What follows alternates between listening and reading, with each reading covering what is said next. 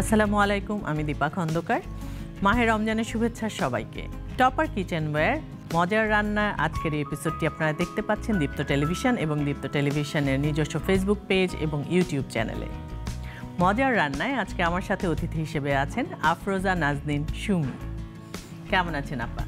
আমি খুব ভালো আছি, আর আপনার সাথে রান্না করব এটা ভেবে খুব ভালো লাগছে। আর আমার খুব ভালো লাগছে যে আপনি সবসময় খুব হেলদি এবং খুব সুন্দর চটজলদি রেসিপি করেন, যেটা দেখতে এবং শিখতে খুব ভালো লাগে। ধন্যবাদ। কি করবেন আজকে দর্শকদের জন্য? আজকে রোজায় যেটা হয় না, সারাদিন ইফতারের সময় হয় কি সারাদিন রোজা রাখার পর মনে হয় মুখের ভিতরটা একটু কেমন যেন টক মিষ্টি, একটু ট্যাঙ্গি কিছু হলে খুব ভালো হয়, তাই না?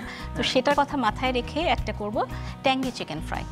Tangy chicken fry. Chicken fry তো অনেক খাওয়া হয়, কিন্তু ট্যাঙ্গি চিকেন ফ্রাই টেস্টটা নিশ্চয়ই ডিফারেন্ট। হ্যাঁ, তাহলে আমিও শিখবো আজকে। কি কি লাগছে একটু যদি দর্শকদের জন্য বলেন। চিকেন ফ্রাই, চিকেন তো আমাদের লাগবেই। চিকেন আছে, ভাজার জন্য তেল লাগবে, লবণ, চিনি, গোলমরিচের গুঁড়ো, ওয়েস্টার সস, সয়া সস, একটু হচ্ছে তেঁতুলের সস এটাকে বলা যায়, আচ্ছা, মরিচ গুঁড়ো, চিলি সস, টমেটো সস, আদা বাটা, রসুন বাটা, লেবুর রস, আর সাজানোর জন্য আমি যা ব্যবহার করবো আমি একটু ধনেপাতা, কাঁচামরিচ রেখেছি।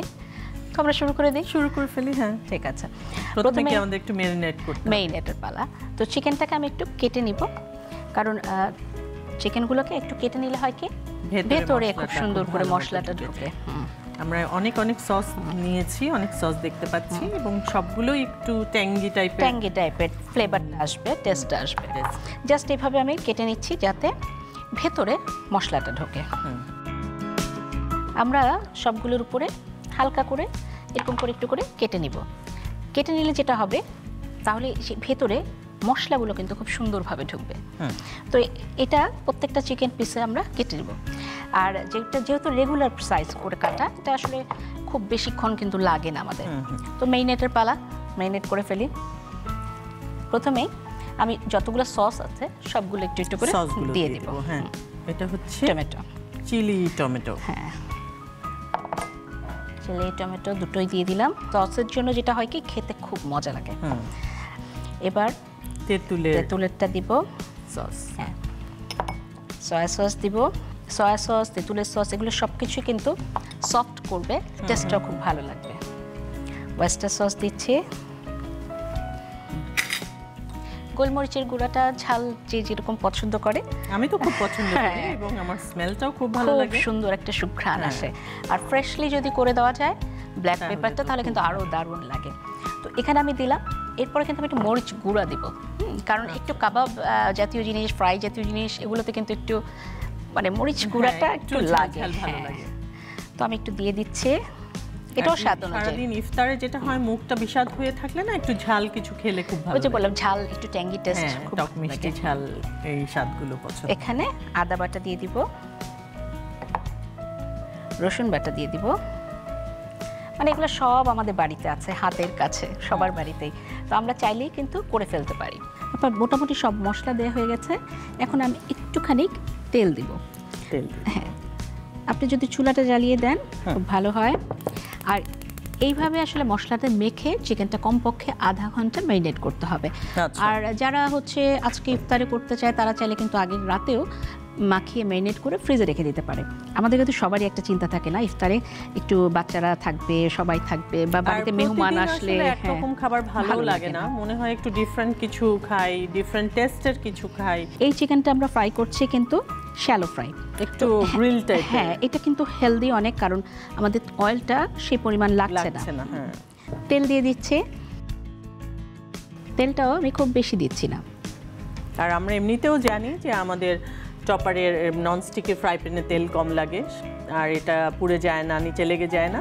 সো একটু অল্প তেলেও আমরা এটা করতে পারছি। আর আমি যেটা দেখেছি যে টপারের এটাতে মানে রান্না করলে তেল চিটচিটে একটা যেটা হয় না কিচেনটা, সেটাও কিন্তু কম হয়। তো চিকেন মাখানো হয়ে গেছে। আমাকে যদি টাংটা দেন। ম্যারিনেট করে আসলে আধা ঘন্টা রাখবেন দর্শক আপনারা বাড়িতে, আমরা এখনই করে ফেলছি। তো ভেজে ফেলি। জালটা একটু কমিয়ে দিলে ভালো হবে।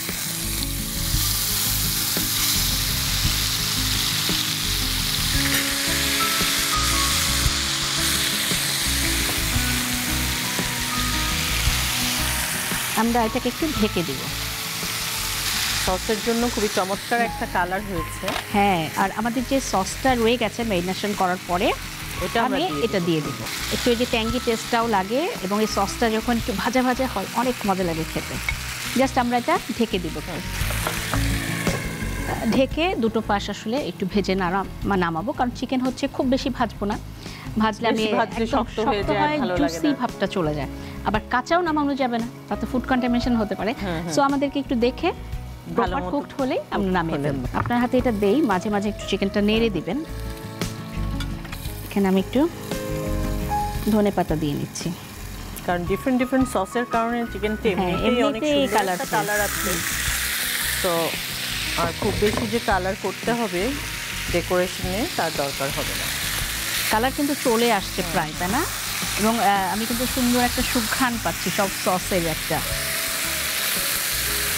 এখন যখন আধাটা হয়ে গেছে, প্রায় হয়ে গেছে, আমি কিন্তু এখানে একটু লেবুর রস দিয়ে দেবো। আর খাওয়ার সময়ও আমরা যদি লেবুর রস দিয়ে খাই আরও ভালো লাগবে, খুবই ভালো লাগবে তখন। তো আমি একটু লেবুর রস দিয়ে দিচ্ছি, তারপরে আবার একটু ঢেকে দেবো। আবার আমি তাহলে ঢেকে দিচ্ছি।